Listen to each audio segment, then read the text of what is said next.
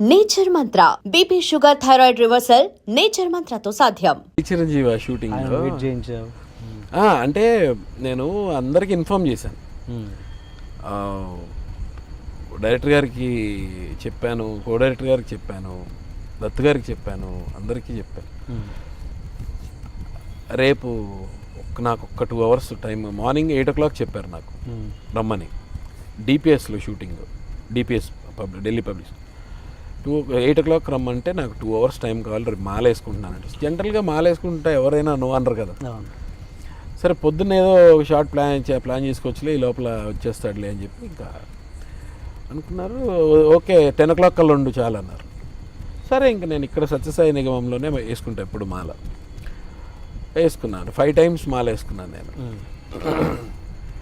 అది ఆ టైంలో ఏంటంటే ఈ షర్ట్ అన్నీ తీసేయాలి కదా, తీసేసి పక్కన పెట్టి మొబైల్ అన్నీ అక్కడే ఉన్నాయి. అంతా అయిపోయి మాల వేసుకుని అంతా అయిపోయి తీసి ఫోన్ చూస్తే కంటిన్యూ మిస్డ్ కాల్స్ ఉన్నాయి. ఏంట్రా బాబు ఇన్ని ఉన్నాయి, మేనేజర్ దగ్గర నుంచి చిరంజీవి గారి మేనేజర్ మోహన్ గారి దగ్గర నుంచి మెసేజ్లు, ఇన్ని ఫోన్లు. గుండె ఆగిపోయింది నాకు. ఏదో అయిందిరా బాబు ఇవాళ అయిపోయామో అనుకున్నాను. ఇక్కడిని వెంటనే ఫోన్ చేశాను. ఫోన్ చేస్తే సమీర్ గారు మీరు ఎక్కడున్నారండి, వెయిటింగ్ అండి, హీరో గారు వచ్చేసారు, క్యారవాన్లో ఉన్నారు, ఏంటి లేటర్ అడుగుతున్నారండి, 1.5 నుంచి కొడుతున్నామండి ఫోన్. మీకు నిన్న చెప్పాను కదా మీకు నేను మాల వేసుకుంటున్నాను, ఇదేంటి అదేదో కొత్తగా అడుగుతారేంటి నన్ను, నేను ఏదో చెప్పనట్టు. లేదండి మీరు వచ్చేసేయండి, అదేదో మారింది అదంతా సీన్, మీదే ఫస్ట్ పెట్టారు. నేనేం చేయాలి ఇలాగా నా సడన్గా పెట్టేస్తే. నేను వెళ్తే తప్ప నా కూతురే కదా దెబ్బ తగులుతుంది, చనిపోతుంది. సో మీరు కంపల్సరీగా ఉండాలి. చిరంజీవి గారికి ఏం చెప్తున్నారో తెలియదు, అక్కడ ఏం చెప్పి ఆయన్ని ఆపారో తెలీదు. వేరే వర్క్ ప్లాన్ చేయలేదు, పోనీ ఇదే ప్లాన్ చేసి కూర్చున్నారు. ఇంకా నేను ఇక్కడి నుంచి అక్కడికి మ్యాక్సిమం 7-8 నిమిషాల్లో వెళ్ళిపోయాను అనుకుంటా. ఆ టైంలో 10 o'clock టైం. ఎలా వెళ్ళానో తెలియదు. వెళ్ళిపోయి అక్కడ వెళ్ళంగానే దత్తుగారు వాళ్ళందరూ ఎదురుగా నించున్నారు. వెళ్ళండి వెళ్ళండి వెళ్ళండి ఫాస్ట్గా వెళ్ళండి. కటకటకటకటకటక డ్రెస్ వేసుకున్నాను, మార్చుకుని వెళ్ళిపోయారు.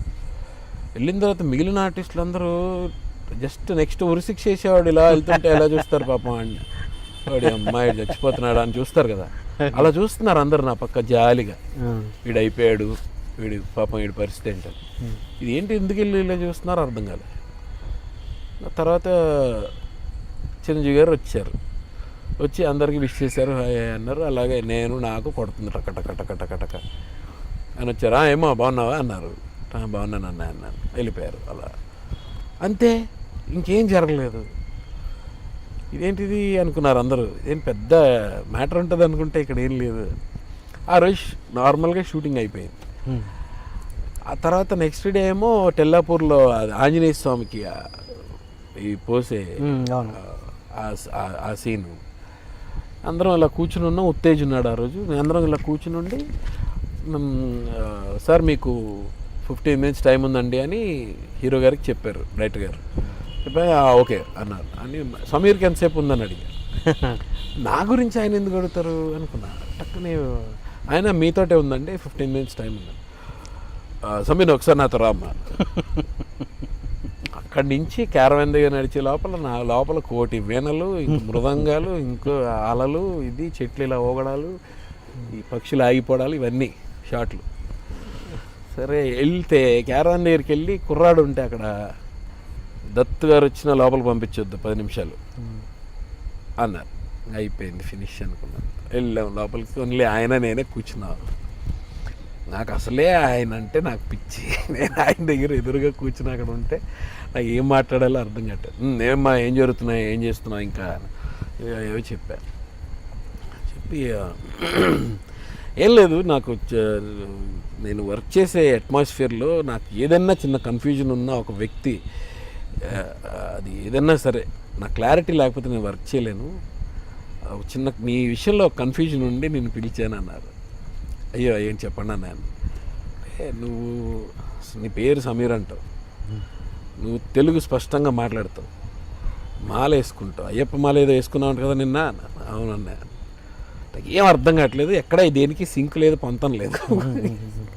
ఏంటి మ్యాటర్ అంటే అమ్మయ్యా అని ఊపిరి పీల్చుకొని నిన్న లేట్ అయినందుకు కాదనమాట, అయితే ఓకే అని చెప్పి అప్పుడు చెప్పాను. మా మదర్ బ్రాహ్మణ్ అన్న, అయ్యో బాబోయ్ ఏంటి నార్త్ పోల్ సౌత్ పోల్, బాబా లక్కీ ఫెలో నువ్వు, మంచి బ్రాండ్ నువ్వు, బ్రీడ్ అన్నారు. ఆయన తర్వాత ఈ విషయం అసలు నా లైఫ్లో మర్చిపోలేని ఇన్సిడెంట్.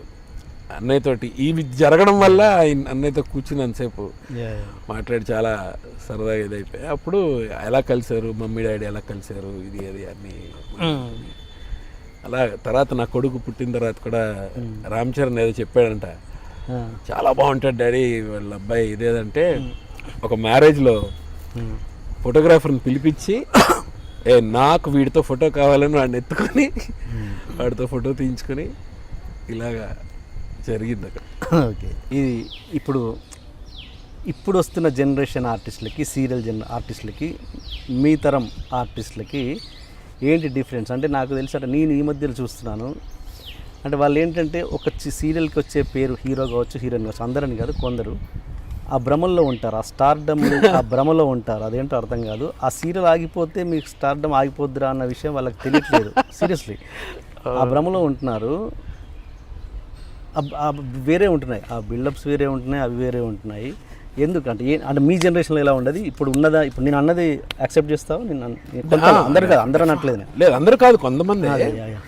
బట్ ఏంటంటే నేను చాలా గర్వంగా, చాలా ప్రౌడ్గా చెప్తాను ఈ విషయం. ఏంటంటే అప్పుడు ఎలా ఉండేదంటే, నేను టెలివిజన్ సంగతి చెప్తున్నా, నేను ఫిల్మ్స్ అప్పుడు నాకు తెలీదు.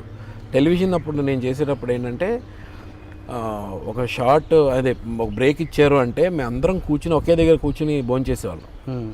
అందరూ ఒకే దగ్గర కూర్చుని భోజనం చేసేవాళ్ళం. సో మీ జనరేషన్ వాడినందుకు సారీ. మా జనరేషన్ అయింది, జనరేషన్ ఆల్మోస్ట్ 20 years అయింది కదా, 15 years అట్లీస్ట్ అయింది. సో డెఫినెట్గా జనరేషన్.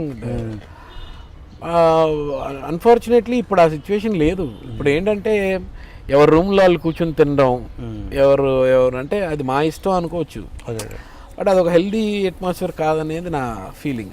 అంటే మనం బోల్డ్ అని షేర్ చేసుకోవచ్చు అక్రాస్ ద టేబుల్. మనం ఒకవేళ అందరం కలిసి కూర్చుని భోజనం చేసిన, ఒక టీ తాగిన, ఇంకోటి ఒక ర్యాప్ వేరేగా ఉంటుంది, అందరితో ఒక ఫ్రెండ్షిప్ వేరేగా ఉంటుంది.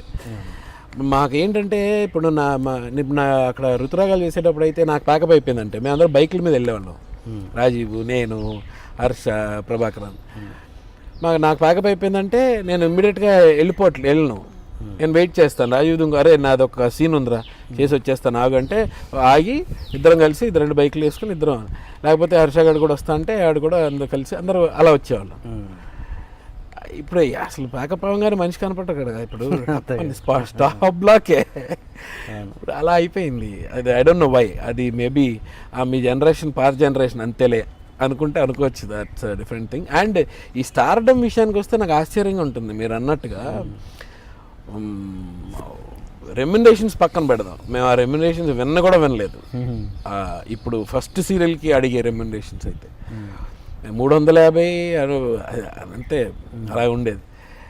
సో వీళ్ళు ఏంటంటే ఒక సీరియల్ చేసిన తర్వాత అసలు స్టార్డమ్ లాగా కొంతమంది అంటారు, భయ్యా ఏంటి మీరు అక్కడ ఏదో పానీపూరి తింటూ కనిపించారు, మొన్న అక్కడ మాధవపూరి దగ్గర ఎక్కడ పానీపూరి తింటున్నారు మీరు, అదేంటన్నా పానీపూరి తింటే ఏమైంది, మీరేంటన్నా పానీపూరి కదా, మీరేంటన్నా పానీపూరి తింటారండి అంటే బయట తినడం ఏంటని, అసలు అదేంటని నాకు అసలు అర్థం కాదు కాన్సెప్టే.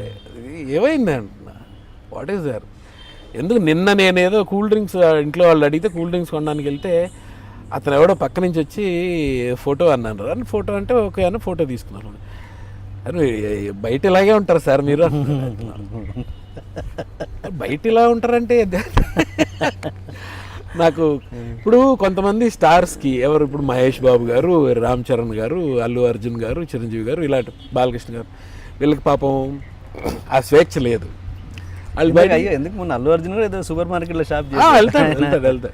అల్లు అర్జున్ వెరీ కూల్, కాకపోతే ఇంత స్వేచ్ఛ ఉండదు కదా వాళ్ళకి పాపం. I Dream. Please subscribe iDream Media. Please do subscribe to iDream. Please subscribe to iDream Media. For best entertainment and information, please subscribe iDream. And don't forget to subscribe to iDream.